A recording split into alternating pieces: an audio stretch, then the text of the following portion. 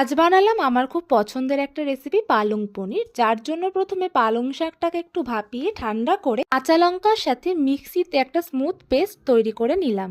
এবার কড়ায় তেল গরম করে পনিরগুলোকে ভেজে নিতে হবে।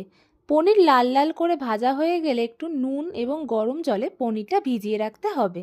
মাছগুলোকে ছোট ছোট করে কেটে নিয়ে কড়াই দিয়ে সেগুলোকে ভালো করে ভেজে নিতে হবে। পেঁয়াজটা হালকা লাল লাল ভাজা হয়ে গেলে 1 চামচ আদা রসুন পেস্ট দিয়ে ভালো করে কষিয়ে নিতে হবে, যাতে কাঁচা গন্ধটা চলে যায়। এবার সামান্য পরিমাণে হলুদ গুঁড়ো এবং সামান্য পরিমাণ লঙ্কার গুঁড়ো দিয়ে ভালো করে কষাতে হবে।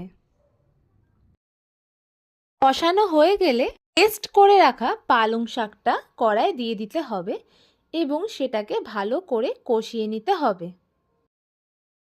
বেশ কিছুক্ষণ কষানো হলে সামান্য পরিমাণ নুন এবং চিনি দিয়ে দিতে হবে।